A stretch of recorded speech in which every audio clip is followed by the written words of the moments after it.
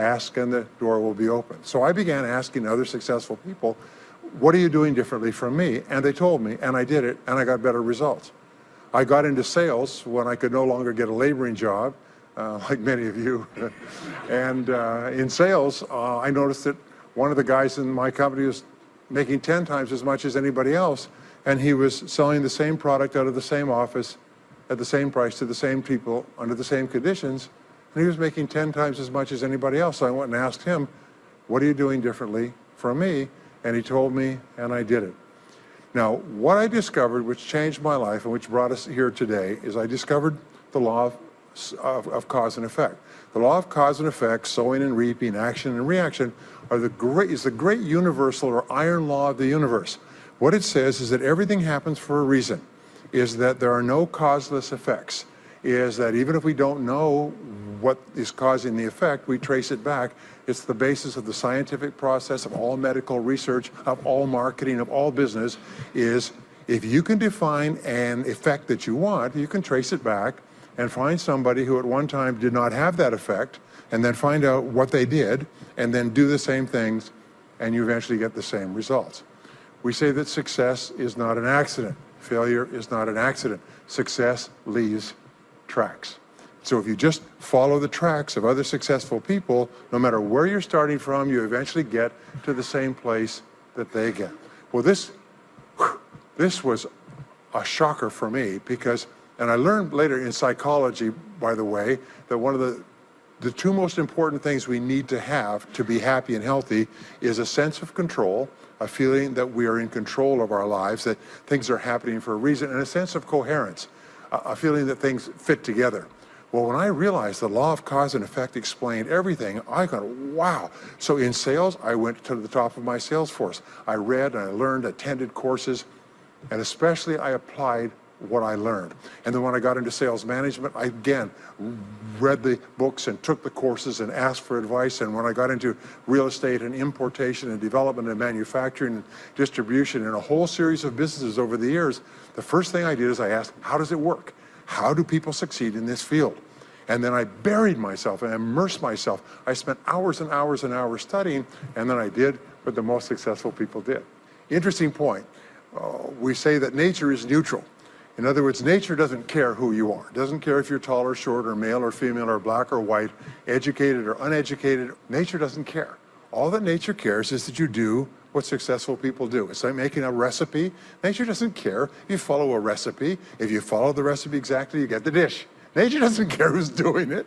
And that's the wonderful thing about our society. It's basically like justice. It's blind, is nature doesn't care. In fact, there are a lot of people who are not as smart and not as talented as you who are doing vastly better than you, not because they're better, but because they're just following proven success methods. There's nothing that will make you madder than to see somebody who's dumber than you, who's making more money than you, right? Have you had that experience? So what we do is we use proven success methods. We just find out what they are, and we do them over and over again. Quick point, nothing works the first time, okay? Please understand that. Nothing works the first time. What is the average number of times that a person tries with a new goal before they give up? Can you guess? Well, the average is less than one, because most people give up before they try even once. They say, that's a great goal. I'd love to be financially independent. And then they give up. They don't even try. They say, but I couldn't because of this and because of that and so on. And then they move away to a wonderful place called Someday I'll. You ever heard of Someday I'll? Someday I'll start saving money. Someday I'll get out of debt. Someday I'll lose weight. Someday I'll start a business. Someday I'll get serious about my finances. And most people live on Someday I'll. Your job and my job is to vote yourself off the island, right? And we start taking control of our lives. Well, about some years ago, I was called by a major businessman, and he asked me if I would do a talk for his 800 entrepreneurs that own separate franchises within his organization on how to become a self-made millionaire. And I said, sure. When you're a young speaker, you agree to speak on any subject. Sure, I'll speak on that subject.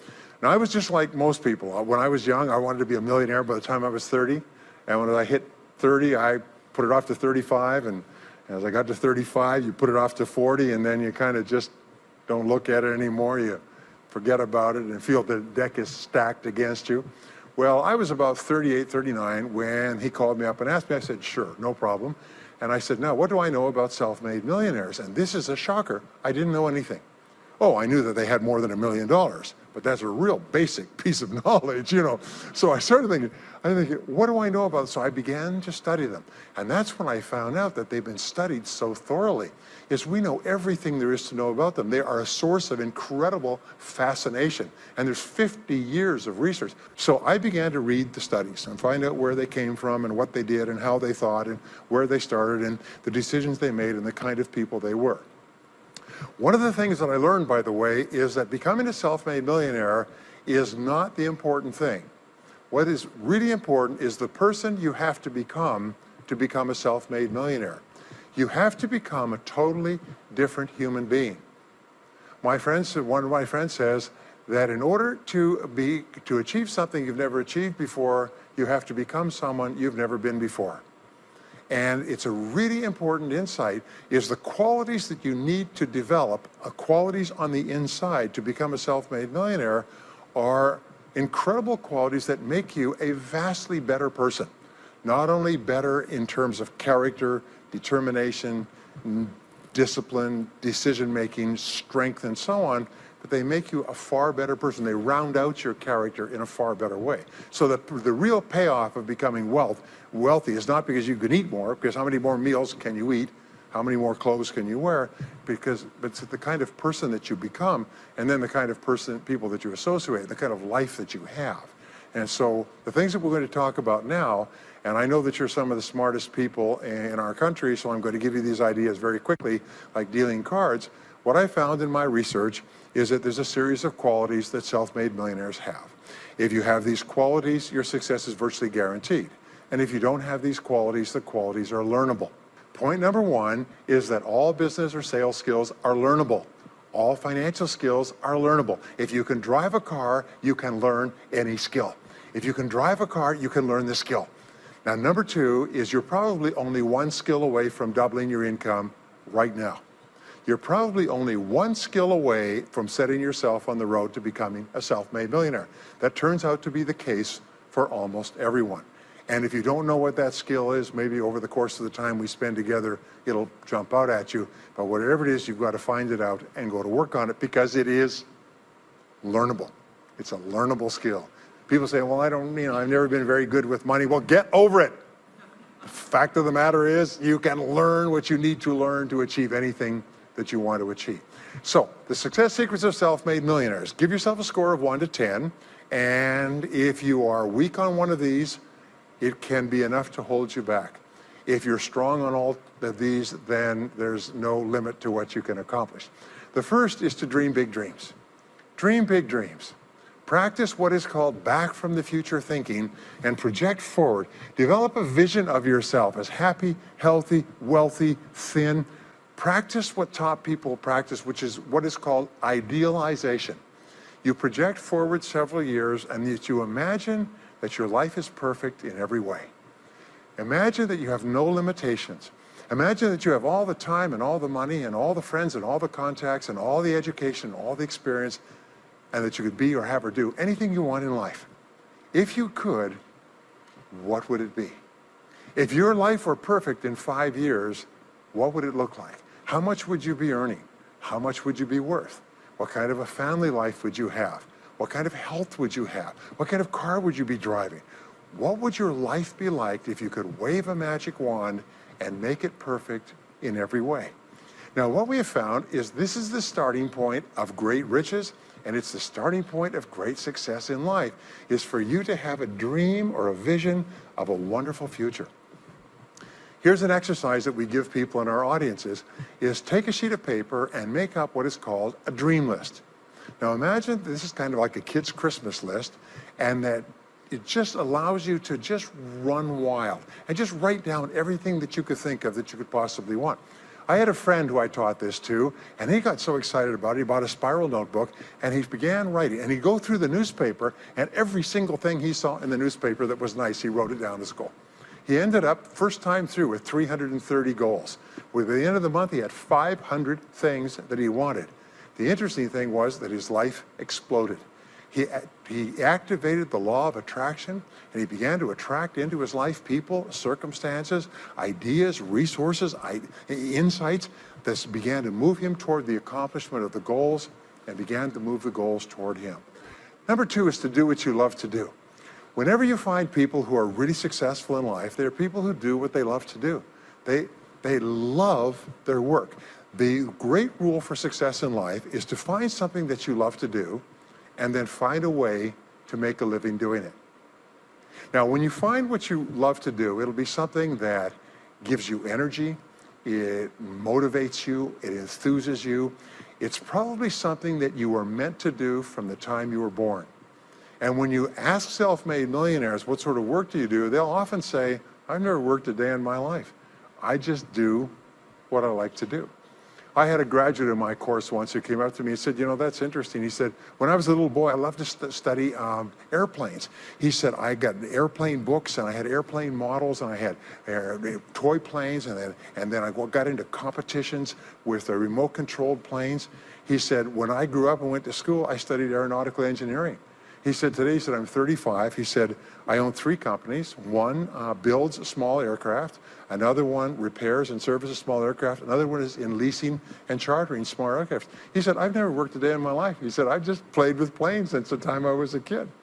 So one of the things that you can do is go back to the time when you were young, as a child between the ages of 7 and 14, before you discovered boys or girls, and what is it that you really love to do? And you'll often find that within that is something you're supposed to do as an adult. Number 3 is commit to excellence. Now this is really, really important, and I had a hard time with this as a young man because I was never good at anything. I was never picked for any team, and if I was picked, I was the first person cut. I got lousy grades in every class. I got fired from multiple jobs. I even got fired from a job pumping gas once. Can you imagine that? Being fired for pumping gas because you're no good. They came out and said, you're no good at pumping gas. How can you be no good? Little old ladies can pump gas. And here I was no good at pumping gas. Anyway, so I got fired. I went from job to job. And then I discovered that all people who are successful are excellent at what they do. You know the old question they asked Willie Sutton, the bank robber, why do you rob banks? He said, well, that's where the money is. Well, being in the top 10% is where the money is. So what you have to do is you have to pay any price and make any sacrifice to get into the top 10% in your field. Now, here's the good news. If you're doing what you love to do, you will want to be in the top 10% in your field. If you don't want to be excellent at what you're doing, it means you're in the wrong field. It just means that you're marking time, you're treading water. And there's a lot of people who are in their field and they do their job and, you know, they go home at night, they don't think about their work and so on. And this kind of an attitude means that you have no future. You have a very shaky present. That crackling sound you hear is the ice breaking under your feet, okay? And you have no future because if you're not doing what you love to do and throwing your whole heart into it, you're just marking time. But everybody is designed so that there is something that you love to do that you can do well. And the fact that you love it means that you probably have the ability to excel at it. So make this decision to get into the top 10%. And let me tell you what changed my life. Here I was struggling in my late 20s, and I learned this. It was a breakthrough thought, is that everybody's in the top 10% started in the bottom 10%. Everybody who's doing well was once doing poorly. Everybody who is at the top of your field today was once not even in your field at all and didn't even know it existed.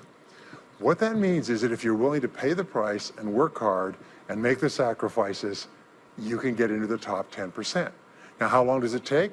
It doesn't take a week or a month. Most people are really impatient. And to achieve mastery in your field takes 5 to 7 years. People say 5 to 7 years, geez, I'll be 5 to 7 years older before I start enjoying the big rewards. Well, how much older will you be in 5 to 7 years anyway?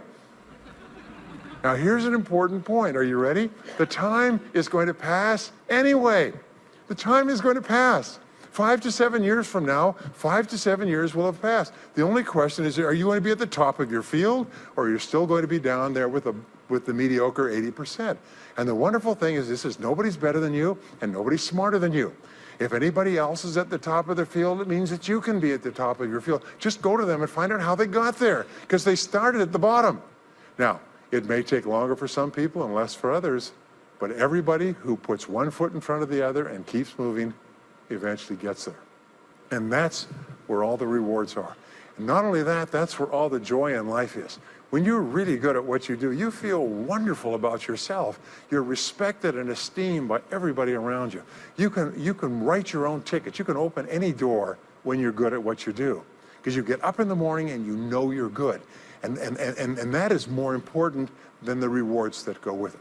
The next key is to develop your unique talents and abilities. Every single person is designed from infancy with special talents and abilities that, if you develop them to their height, can enable you to accomplish anything you want in life. Everyone is genetically structured to be able to do something superbly, to do something they enjoy, to do it well, and to get great satisfaction from it. Peter Drucker often asks the question, what are you good at? What are you good at today? What should you be good at? What could you be good at? What will you be good at? And so one of the questions that we ask is, looking back in your life, what has been most responsible for your success up to now? What has been most responsible in the past? What is it that you have done that has gotten you the best results? Because as we said before, success leaves tracks. And if you look back into your past, you'll often find indicators that guide you to your future. Do you remember that fellow that won $300 million in the lottery? He was a high school physics teacher. And they asked him what he's going to do with it. He said he's going to take a week off and then get back to work, because he doesn't want to give up his job teaching high school physics, because he loves his work so much. That is a person who's in the right place for him. And now he can just drive to it in a nicer car. Anyway, now the next key to becoming a self-made millionaire is to see yourself as self-employed. What we found is the top 3% of adults in our society see themselves as self-employed. They see themselves as in charge of their own lives. When I started off my career as a young man, I was 21 years old, working as a construction laborer, living in a one-bedroom apartment, broke, taking buses 2 hours every morning to get to work, and buses 2 hours to get back. I still remember that, and I still remember a light going off one evening. I was sitting there in my little apartment, in my little kitchen alcove, and I suddenly realized that I was responsible. Is that I was in charge of my own life, that no one was coming to the rescue. And it was one of the great turning points in my life. So what you find is that all exceptional people are highly responsible people. They look upon themselves as self-employed. Sometimes I'll ask an audience, I'll say, how many people here are self-employed? And some people will raise their hand and some won't. I'll say, now what's the true answer to this question? And the true answer is that everyone is self-employed. The biggest mistake you could ever make is to ever think you work for anyone else but yourself. Even if someone else signs your paycheck for you all your life, the most valuable people in any organization are the people who treat the company as though it belongs to them. They see everything that happens as affecting them personally. They're not the 9-to-5ers, the no-hopers that say, yeah, well, I go to work. When I'm not at work, I don't think about my work. These people, somebody has told them that's a clever way to think. It's the way losers think. Winners think about their company, and when they're not there, they think about how they can do it better. When something happens in their company, they take it personally, because they see themselves as highly responsible. As a result, they're paid more, they're given more educational opportunities, they're promoted faster, and these are the people that eventually, like cream, rise to the top of every organization and every industry, the top 3%. The next key to becoming a self-made millionaire is to develop a clear sense of direction. Developing a clear sense of direction means that you need to become intensely goal-oriented. We find that all successful people are goal-oriented. There's an old saying, you can't hit a target that you can't see. You've got to know what you want in every area of your life. Some years ago, I worked with the Hunt Oil Company in Texas. The Hunt Oil Company was founded by H.L. Hunt, who became the wealthiest, self-made, multi-jillionaire billionaire in the world. At his peak, he owned 200 companies and had a royalty income of $3 million a day. Most phenomenal man, by the way. And he was interviewed by a friend of mine on television before he died in the early 70s. And he was asked, what are the secrets to success? He said, the keys to success have only been two through all my life, and I will tell you what they are. He said, number one, he said, decide exactly what it is you want and write it down and make a plan to achieve it. And number two is determine the price you're going to have to pay to get it, and then resolve to pay that price. Now, where the law of sowing and reaping cause and effect, I learned an additional point to that. I learned that your current life today is the result of the price you've sown up to now. Is whatever you've put in, you get out. So whatever you're getting out today is a result of what you've put in. If you don't like what you're getting out, what you have to do is you have to put in something different. What I found is this, is that life is always just in the long run. So therefore, life says this, is there's a price you have to pay, and there's two qualities. First of all, you have to pay the price in full for your success of study, preparation, hard work, and so on. And second of all, you have to pay the price in advance. You don't get it afterwards. The way the world works is first you put in what you need to put in, and then you get out the rewards. So you have to ask yourself, what is the price that you have to pay to achieve the success that you desire? And you have to write it down and make a plan and work on it every day. Now let me give you a quick exercise, which is my only take-home or homework exercise for our time together. I want you to take a piece of paper like this and write down 10 goals that you'd like to accomplish in the next 12 months. Write the word goals and today's date at the top of the page. Write down 10 goals you'd like to accomplish, and then ask yourself this great question. If you could only accomplish one goal on this list, but you could accomplish it within 24 hours, which one goal would have the greatest positive impact on your life? Now this is a great question because it'll usually jump out at you. You say, that's the one. If I had this, that would have more of an impact on my life than anything else. Sometimes it's a financial goal, sometimes it's a health goal, sometimes it's a relationship goal. But whatever it is, put a circle around that goal and then turn the page over and write it at the top of the page, set a deadline on the goal, make a list of everything that you could think of to do to achieve the goal, and then begin working on your list. And here's the kicker, do something every day. Do something every day that moves you one step forward towards your major goal. My promise to you that this exercise, selecting your most important goal, making a plan, and working on it every day, will change your life in ways that you cannot imagine. They say that people begin to become great when they determine their major definite purpose, their number one goal, and work on it every day.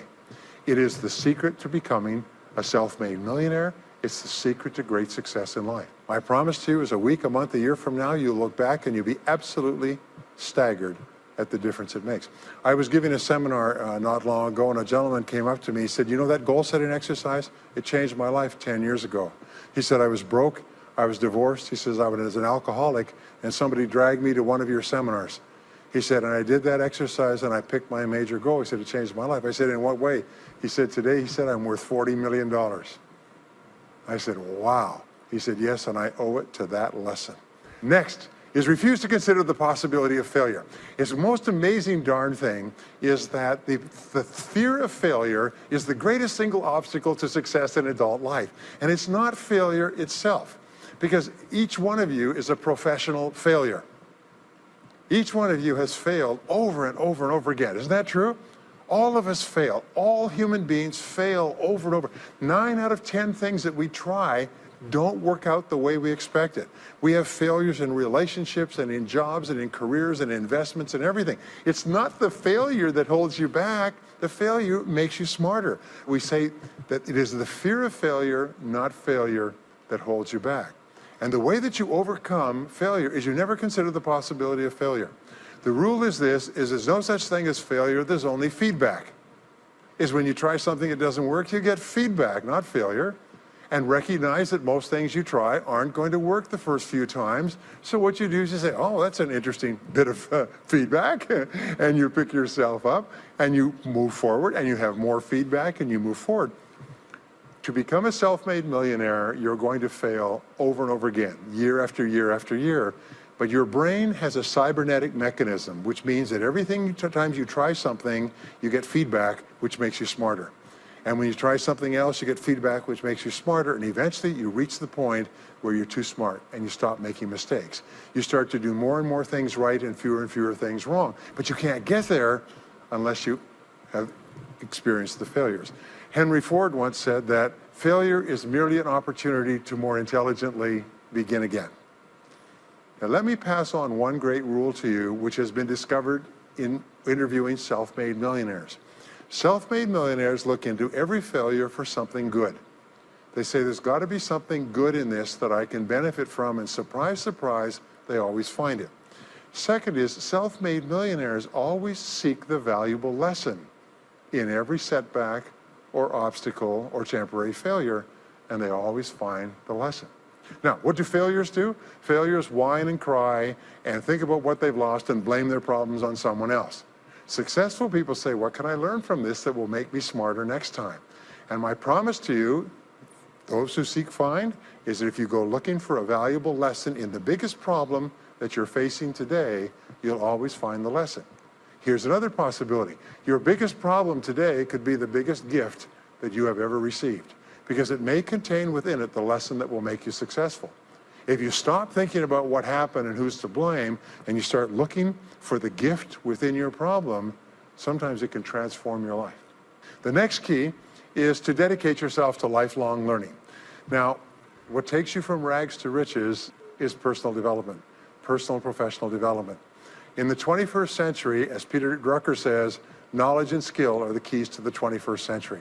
And the only thing that will be relevant, the only skill that will be relevant in the 21st century is the ability to learn new skills, because virtually everything you know is becoming obsolete at a rapid rate. Stephen Covey says that your current knowledge base has a half-life of 2 years, which means that half of everything you know will be irrelevant within 2 years. And 2 years from now, half more. So if you're not continually learning and upgrading your knowledge and skills, you're not staying in the same place. As Pat Riley says, the basketball coach says, if you're not getting better, you're getting worse. If you're not constantly learning, you're actually falling behind. So here are the 3 keys to continuous learning. Number 1 is read in your field 30 to 60 minutes each day. In other words, turn off the television, turn off the radio, put aside the newspaper, and just read in your field. The very best places to read, by the way, are books. Read books, the best-selling books written by the most successful people in your field, because books contain a wealth of riches that can enable you to function at a far higher level, to get much better results than you could before. So read 30 to 60 minutes a day. I've had people tell me, countless people over the years, that reading an hour a day has doubled and tripled their income within a year. The second thing you do is take every course that you possibly can. The courses and seminars that are available to you in your field that are given by professionals that are courses that have been developed over years and years and years. They have been tested and tested and tested. The person who is talking to you for several hours has spent thousands of hours learning their subject. They have dry tested this or done test runs with thousands of other people. When you take a course, you can learn enough information in 1 or 2 days, more than you could learn in 2 or 3 years or maybe even a lifetime, all distilled and put together. People say, I can't afford a course. You cannot afford not to buy books. You can't afford not to go to courses. Some years ago, I had a dentist, and he was a very successful dentist. I was recommended to me by a friend. And this dentist retired at the age of 53. And just before he retired, he sold his practice for about $2 million. Just before he retired, he told me why. He said about 8 years before, he had attended a dental congress in Hong Kong. This is from California. He'd flown all the way to Hong Kong to attend this international dental congress because there were specialists giving private lectures, sort of plenary sessions on the side. And he attended this session, and it was on a particular technique of cosmetic surgery that this dentist had developed that no one else knew, where you could basically straighten out a person's entire front jaw so they look beautiful at a very low cost, at a very high level of effectiveness. He came back and he began implementing this in his practice. People began flying from 500 and 1,000 miles away. Every dentist sent their families, members, and themselves to this dentist. He was able to charge whatever he wanted to charge He said 8 years later, he retired as a self-made millionaire at the age of 53 to enjoy his money for the rest of his life from what he learned from one session at one convention at one course. Now, that is a true story, and maybe it's an exception, but you can never tell where the information is going to come from. The third way that you can upgrade your skills is listen to audio programs in your car. The average driver drives 500 to 1,000 hours a year, 25 to 50,000 miles. If you listen to audio programs in your car, according to the University of Southern California, you will get the equivalent of almost full-time university attendance just listening to learning material as you drive around. It can totally and profoundly change your life. Very, very important. Here's an interesting point. The more you commit yourself to becoming the best person you can be, the more you like yourself and respect yourself, the more energy you have, the bigger goals you set for yourself, the more you persist. When you invest in yourself and you read and learn and upgrade your skills, you're telling yourself, wow, I am a person with a great future, and it's up to me to maximize my potential. And your self-esteem goes up, your self-respect goes up, your sense of personal pride goes up, and you started to get promoted more and paid more in every part of your life. Well, the next is to develop a workaholic mentality.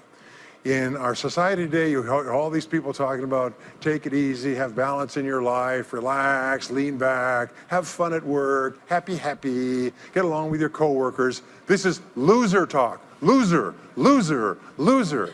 Now, there's a time in your life when you can back off, all right? You can take it easy. But that's when you've made it, not before you've made it. Because before you've made it, you're in a competition with hundreds of thousands of millions of other people, like at the Olympics, who also want to make it. And in order for you to win, you are going to have to work harder and work better and work smarter than they do. So the rule is to develop a workaholic mentality. What does this mean? It means that you start a little earlier, you work a little harder, and you stay a little later. Use what I call the 40-plus formula. The 40-plus formula says that working 40 hours a week gets you survival, and that's all. You work 40 hours a week, you survive. You make no progress. You don't go ahead. You just barely hang on. Every hour that you invest in your work or yourself over 40 is an investment in your future. So you can tell what your future is going to be with unerring accuracy by looking at how many hours over 40 you put in. Now, how many hours does the average self-made millionaire in America work until he passes the $1 million mark? 59. Some of them work 70, 80, 90. The average is 59 hours. How much does the average top executive work? 59 hours. So that's rule number one, is the hours you put in over 40. If people say, well, my office is locked and I can't get in more than 40 hours a week, then good. Then spend the rest of the time investing in yourself, getting better at your work when you do it. Now, here's my second principle, and this principle changes your life. It is this, is work all the time you work. When you work, work, don't play.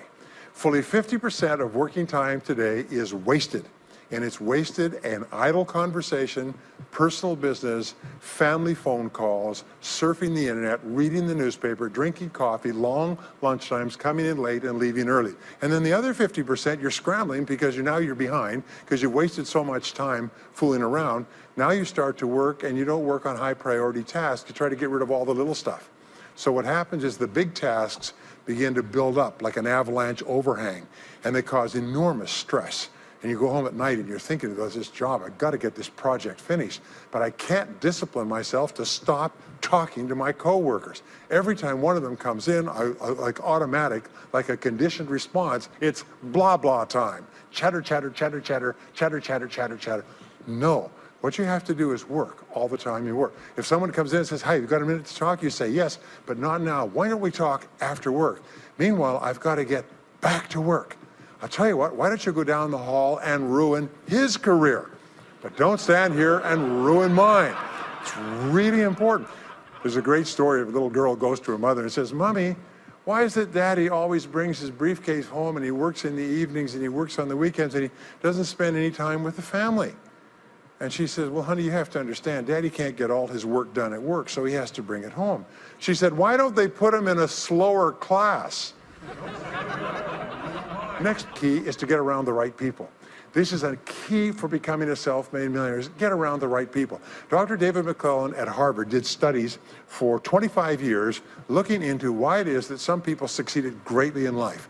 What he found was as much as 99% of your success in life is going to be determined by what he called your reference group. Your reference group are the people with whom you habitually associate. They're the people that you associate with at work, the people you associate with home, your church, your political party, your social circle. What he found in working with people is that changing a person's reference group totally transformed the way they think. Why? It's because we are like chameleons and we absorb through the skin the attitudes, the opinions, the behaviors, the style of dress, the style of speech of the people with whom we associate most of the time. If you start to associate with winners most of the time, you find that they have a totally different worldview. They're positive, they're upbeat, they're focused, they're learning, they're growing, they're positive of what they're doing, and you start to become like that. We know that our relationships determine 85% of our happiness or unhappiness in life. In other words, if you have bad relationships, personal relationships, they will drag you down worse than a sea anchor. If you have work for a bad boss, it'll destroy all your joy in work. If you have one negative coworker, they found that one negative person in an office can cast a blackness over the whole office because of his or her negativity. And so the most important thing you do is you choose your relationships with care and only associate with people that you like and respect and enjoy being around. Next is be prepared to climb from peak to peak. One of the keys to becoming a self-made millionaire is to realize that life is never one continuous train. It's always up and down. So it goes up. Like if you climb a mountain peak, you have to go down into the valley before you climb the next peak. So all of life is cycles and trends. All of life is cycles and trends. And there's up cycles and there's down cycles and there's up trends and there's down trends. The question is, what is the general direction of your trends? We say this, is that life is 2 steps forward and 1 step back. Successful people focus on the 2 steps forward and then they protect themselves on the downside. They build up cash reserves. They put in stop loss orders on their stock market. They very carefully watch what they're doing. So they try to maintain that 2 steps up and then make sure that the 1 step back is not so far. And then they want to make sure that this curve is generally upward, so that each time there's a step back, they're still further ahead than they were before. The next one, which is to develop resilience and bounce back. Developing resilience and bouncing back is one of the key qualities of self-made millionaires because, as I said right at the beginning, most things won't work. This is a very interesting point, is that you're going to be knocked down over and over again. And what we know, as my friend Charlie Jones says, is you have to bounce, don't break. And when things go wrong, bounce. And so what I learned many years ago was this interesting technique of what is called mental rehearsal. And mental rehearsal says that you mentally prepare for the inevitable downturns before they occur.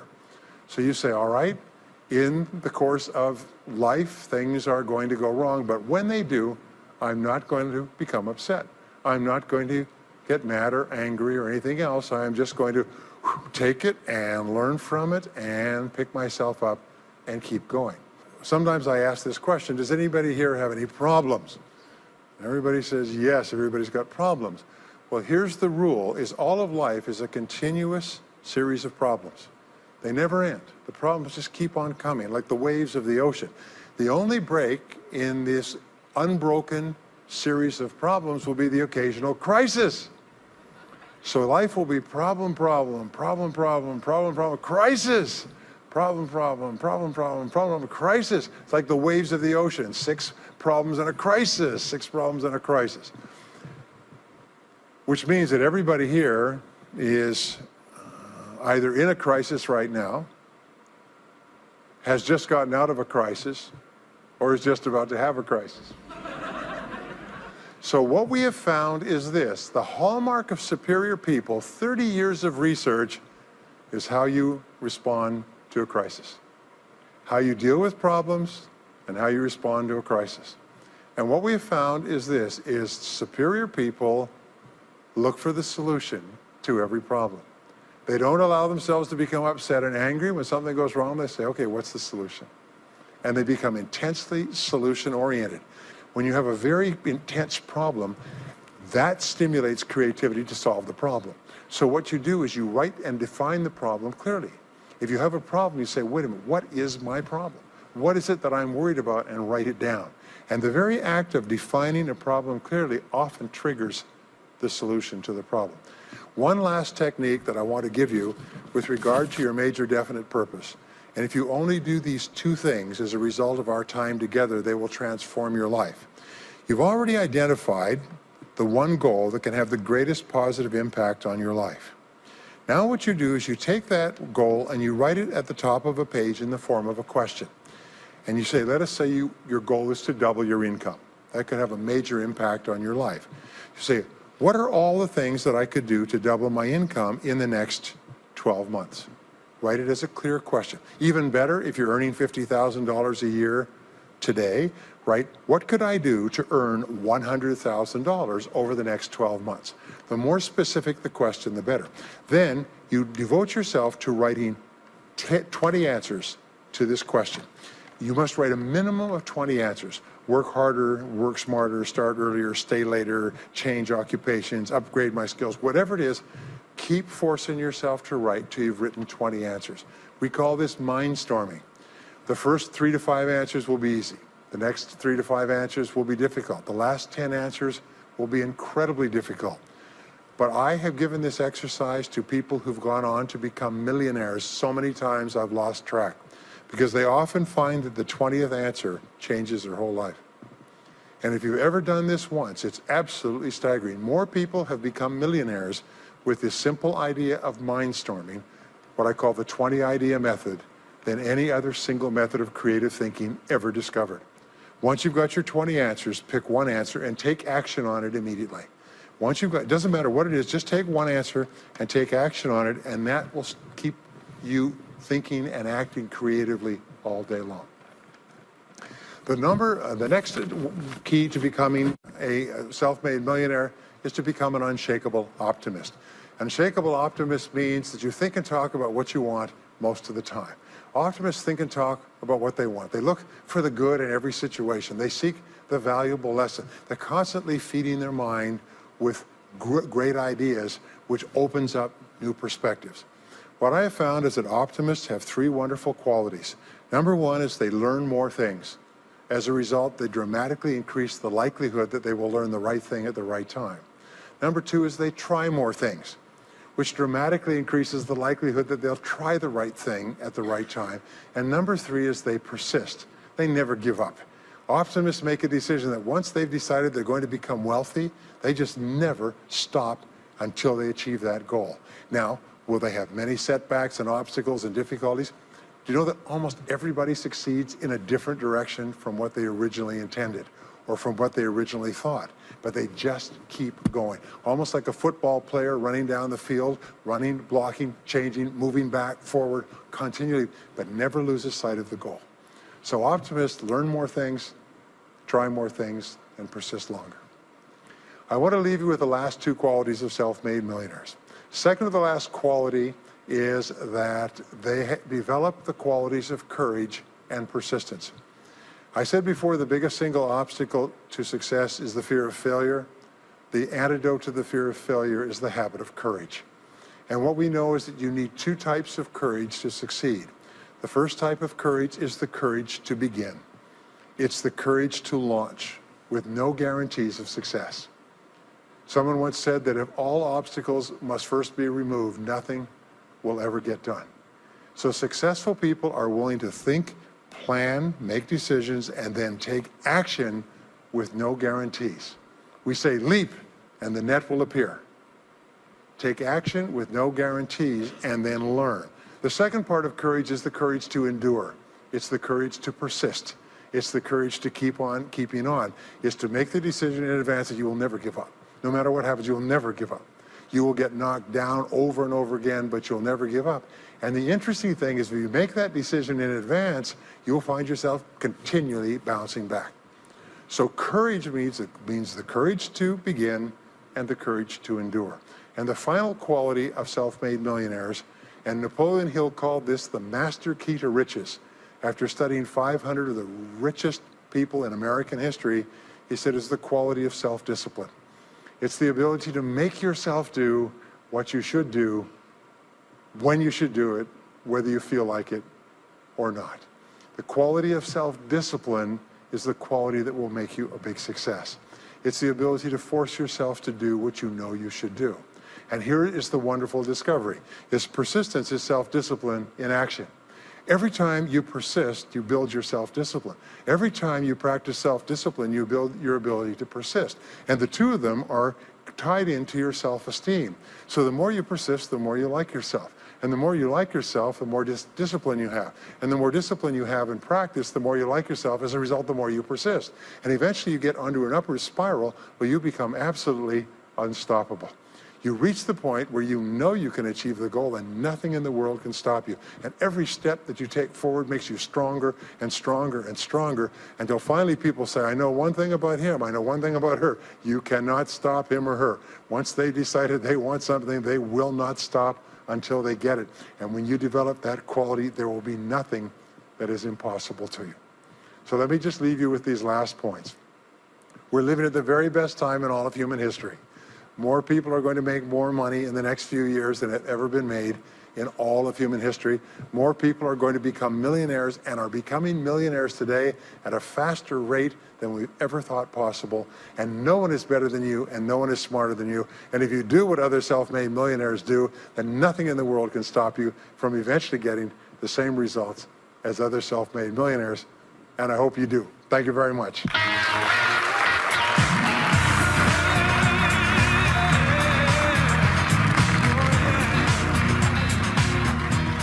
We hope you've enjoyed this special presentation of Brian Tracy's Secrets of Self-Made Millionaires.